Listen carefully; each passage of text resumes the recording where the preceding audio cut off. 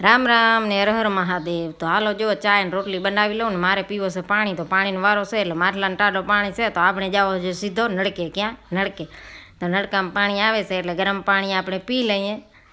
ટાઢું પાણી તો હવે પીવાય નહીં ત્યારે શિયાળામાં। અને પછી કાલે લીધી ત્યાં ફેરીવાર આવે તો 2 કિલા લહણ ને 6 કિલા ડુંગળી ને આવો બધો 12 મહિનાનો રાશન ભેરો લઈને રાખી દેવાનો આપણે લહણ નહીં। અને પછી ગાયું બાંધી છે વાડામાં, તો હાલો મેં તો આપણે નીણ પૂરો કરી આવીએ। તો રંજકો આજ ઘરે રહી ગયો છે, કાલ લઈ આવ્યા હતા, તો મેં તો હાલો ગાય નીણ કરતી આવું અને ચકલેને અને પંખે બધાને પાણી ને ચણ ને બધો દઈ દીધો છે।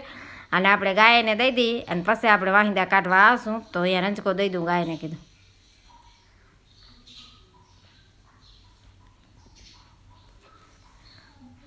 ગાયું રંજકા ખાતી હતી ત્યાં મહેમાન આવી ગયા, કેમ કે અમારે છે ડીજેનું બિઝનેસ છે એટલે આ બધા આવે વર્ધીવાળા એટલે ચાય પીવડાવવી પડે। એટલે મેં કીધું હાલો આપણે આદુવાળી ચાય બનાવીને પીવડાવી દઈએ। તો છોકરો લઈ આવે છે પાણીપુરી અને પાયલ બનાવે છે ખાવાનું। તો આમાં પાલક વેતરીને મેં ચડાવી નાખી છે અને વટાણા બટેકા અને પાલકનું શાક કરવાનું છે। એટલે અમારા ભાવિક ભાઈ આવી ગયા છે મેદાનમાં, એને શોખ થાય છે શાકને એવું બનાવવાનું, શીખી ગયો છે। એટલે તો લે પાયલ તારી મદદ કરે તો શાક મસ્ત બનાવી દઉં, તો બનાવી દે।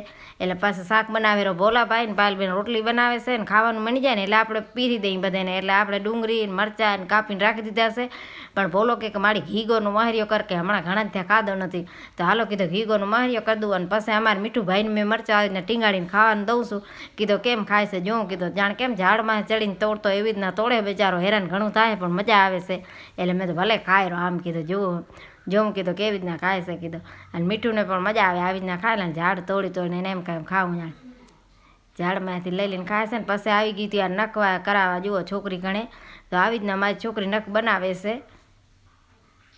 અને પછી અમારે શ્રેયાબેન ને કાર્તિકા જુઓ ડિસ્કો કરે છે, બારો અમારા રૂડા ને રંગીલા। એના ઉપર વિડીયો ગમે ને તો લાઈક શેર ને સબસ્ક્રાઈબ